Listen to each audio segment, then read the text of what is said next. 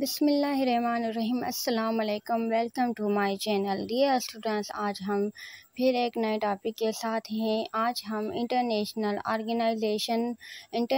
और regional organisation subject जो हैं उनमें सेकंड टॉपिक को कवर करेंगे। जैसा कि हम पहले यूनाइटेड नेशन ऑर्गेनाइजेशन को देख चुके हैं और आज हम देखेंगे सार्क को।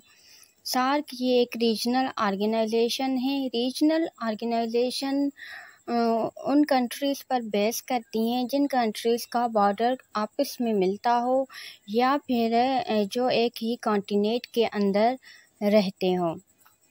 तो आइए देखते हैं सार्क क्या है और सार्क का फुल फॉर्म। सार्क का फुल फॉर्म है south Asian association for regional cooperation. Introduction. SAARC is an economic and political organization. SAARC was established on 8 December 1985, formed by 8 countries. Dear students, SAARC जो है, SAARC को बनाने का जो सबसे पहले आइडिया पेश किया था वो ज़िया उर रहमान ने पेश किया था। ज़िया उर रहमान का ताल्लुक़ बांग्लादेश से था। ज़िया उर रहमान ने 1980 में सार्क को बनाने का आइडिया जो है वो पेश किया था और फिर 1983 में 5 कंट्रीज़ के फॉरेन मिनिस्टर की एक मीटिंग होती है जिसमें वो सार्क को बनाने का पेपर जो है वो अप्रूव कर लेते हैं। उसके बाद फाइनली सार्क इस्टेब्लिश हो जाती हैं 8 दिसंबर 1985 में। जब सार्क फाउंड होती हैं, सार्क का बुनियाद होता है, तब सार्क के फाउंडिंग मेंबर जो होते हैं वो 7 होते हैं। 7 कंट्रीज़ फाउंडिंग मेंबर होती हैं सार्क की और अब जो करंट मेंबर्स हैं वो 8 हैं। सार्क फाउंड हुई थी ढाका बांग्लादेश में और सार्क का हेडक्वार्टर लोकेटेड है काठमांडू नेपाल में।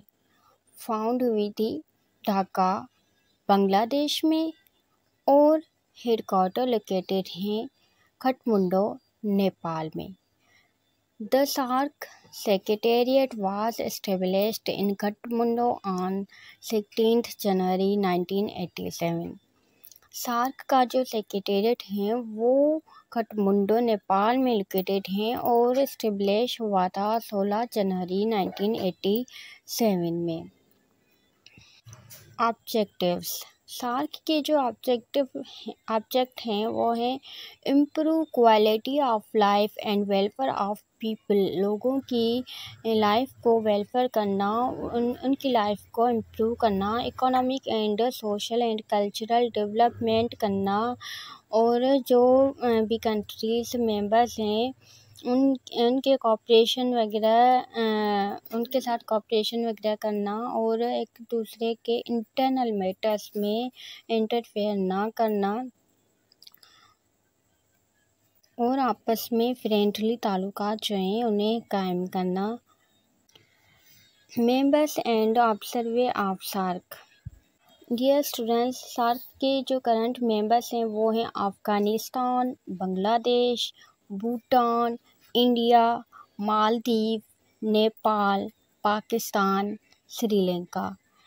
ये जो 7 कंट्रीज़ हैं बांग्लादेश, भूटान, इंडिया, मालदीव, नेपाल, पाकिस्तान, श्रीलंका, ये सार्क के फाउंडिंग मेंबर कंट्रीज़ हैं और जो अफ़गानिस्तान है वो सार्क का मेंबर कंट्री 2007 में बना था। 2007 में एक 14th समिट हुई थी सार्क की जिसमें अफ़गानिस्तान जो है वो सार्क का मेंबर कंट्री बना था। उसने सार्क को ज्वाइन किया था। तो अब टोटल 8 मेंबर कंट्रीज़ हैं लेकिन फाउंडिंग मेंबर्स 7 थे और अब 8 हैं। Observer state: Australia, China, European Union, Japan, Iran, Mauritius, Myanmar, South Korea और USA। ये 9 कंट्रीज ऑब्जर्वर स्टेट हैं सार्क के। Organizational structure of SAARC. अब हम सार्क के जो ऑर्गन्स हैं उन्हें देखते हैं। Council. At the top there is the council represented by the head of the government of the member countries. The council is the apex policy making body. It meets once in 2 years time. ये जो council हैं ये जो member countries हैं उनके head इसमें शामिल होते हैं और इनकी जो मीटिंग होती हैं वो 2 साल में एक बार होती हैं। मीन्स के 2 ईयर्स में 1 टाइम वो मिलकर जो भी इश्यूज़ वगैरह जो भी बातें होती हैं उन पर डिस्कस करते हैं, उन्हें हल करने की कोशिश करते हैं 2 ईयर्स में 1 time. Council of minister. It is to assist the council. It is represented by the foreign minister of the member countries. Its function include. ये जो काउंसिल ऑफ मिनिस्टर हैं इसमें फॉरेन मिनिस्टर होते हैं जो कि 2 ईयर्स के लिए होते हैं। इनका जो काम है वो है पॉलिसी फॉर्मेशन ऑफ पॉलिसी को देखना और ये देखना कि जो मेंबर कंट्रीज़ हैं वो आपस में कॉपरेट वगैरह कर रहे हैं या नहीं। इनके फंक्शंस में ये चीज़ आती है कि जो भी मेंबर कंट्रीज़ हैं सार्क के वो कहाँ कहाँ कॉपरेट कर रहे हैं और किस तरह कर रहे हैं और इनके मेंबर कंट्रीज़ के जो भी मसले मसाइल होते हैं वो उन इश्यूज़ पर डिस्कस करते हैं और फिर उन्हें हल करने की कोशिश करते हैं। Standing committee.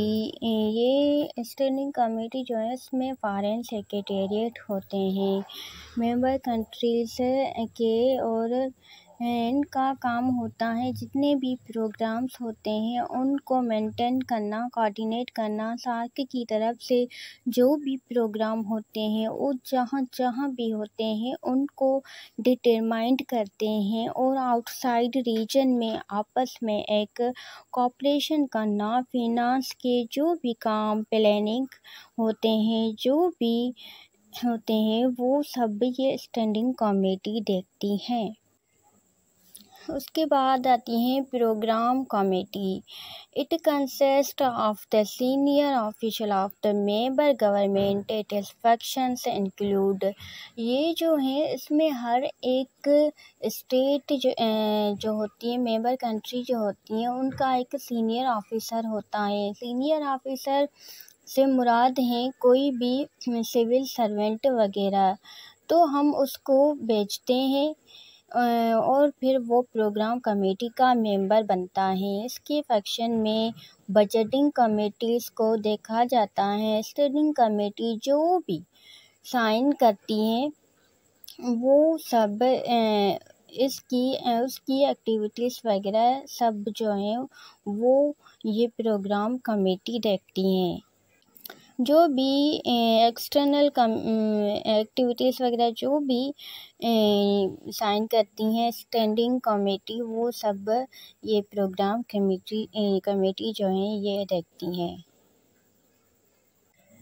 Technical committee. इसमें हर एक कंट्री का मेंबर होता है लेकिन वो थोड़ा टेक्निकल टाइप का बंदा होता है, टेक्नोलॉजिकल टाइप का बंदा होता है।